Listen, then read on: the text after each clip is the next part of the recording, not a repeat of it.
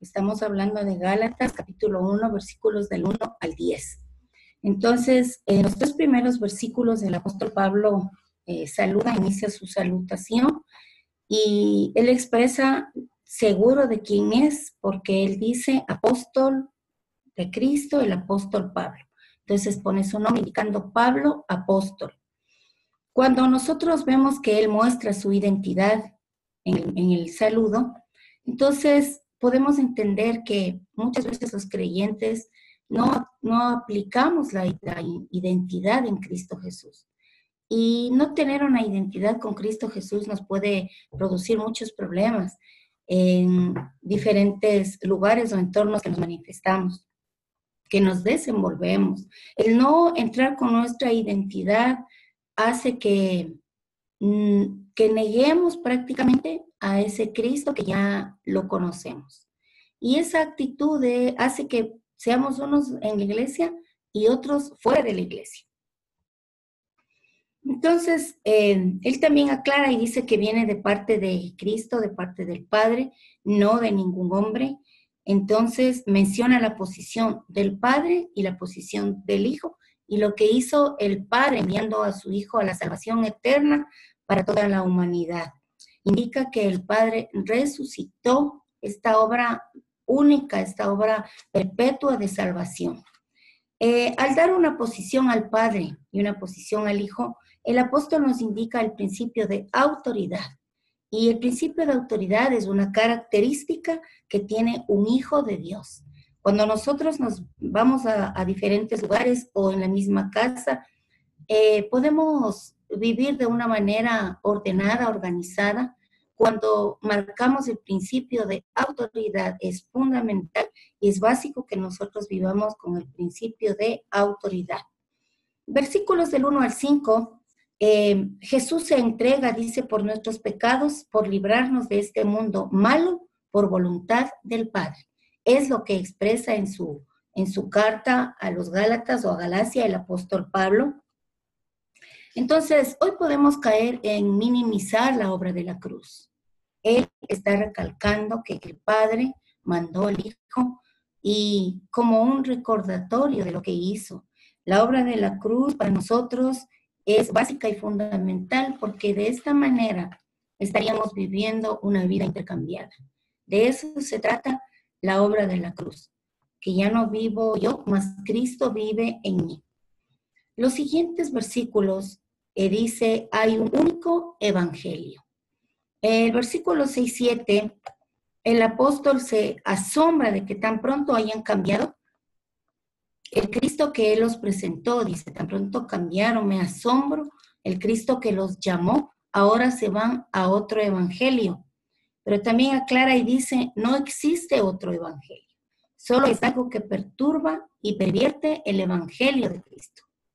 Entonces, no podemos permitir estar fluctuando por corrientes que aparecen en el cotidiano, en el mundo, que para nosotros estar en el mundo es una batalla continua y una batalla permanente.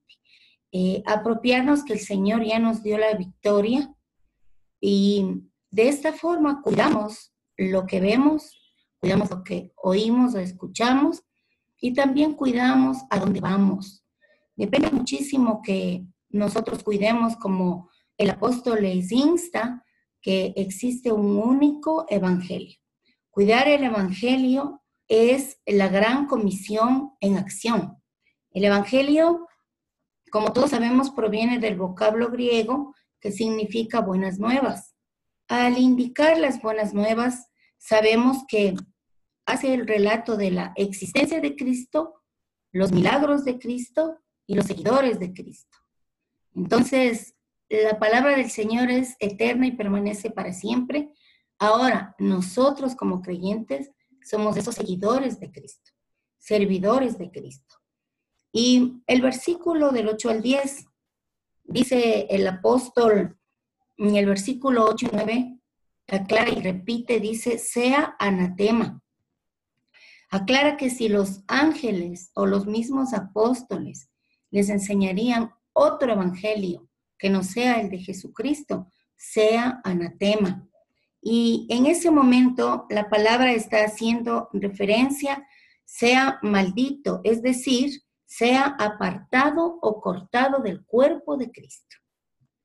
Lo que nos lleva a entender esta profunda enseñanza es que la palabra del Señor está ligada al Evangelio. Nosotros debemos estar unidos al estudio, unidos al conocimiento de la palabra, porque entendemos que la palabra de Dios es el pegamento del cuerpo de Cristo. Sin la palabra de Dios nosotros no tenemos defensa, sin la palabra de Dios no tenemos aliento, sin la palabra de Dios no podemos apropiarnos de las promesas que el Señor nos ha dejado. A más del llamamiento, a más de la salvación, el Señor nos ha dejado palabra viva, la cual permite que tengamos victoria. Sin la palabra de Dios no podemos defender el Evangelio de Cristo. Finalmente, en el versículo 10 les pregunta el apóstol, ¿procuro la aprobación de los hombres o de Dios? Dice él. ¿O pretendo agradar a los hombres? Es como una reflexión, una pregunta en reflexión. Y él responde y dice, porque si hasta ahora hubiera agradado a los hombres, no sería siervo de Cristo. Entonces vemos otra característica de un hijo de Dios, de un siervo, es buscar agradar a Dios y no agradar a los hombres. Y definitivamente esa característica, cabe recalcar, hace que nosotros defendamos el Evangelio.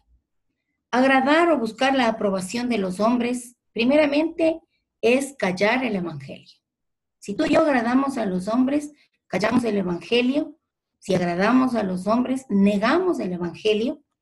Y negar el Evangelio también es no aceptar un proceso de restauración, porque conocemos un Dios hermoso de procesos que nos acompaña en la sanidad y libertad que Él ha traído para nuestras vidas. También agradar a los hombres es permitir, perturbar y pervertir el Evangelio.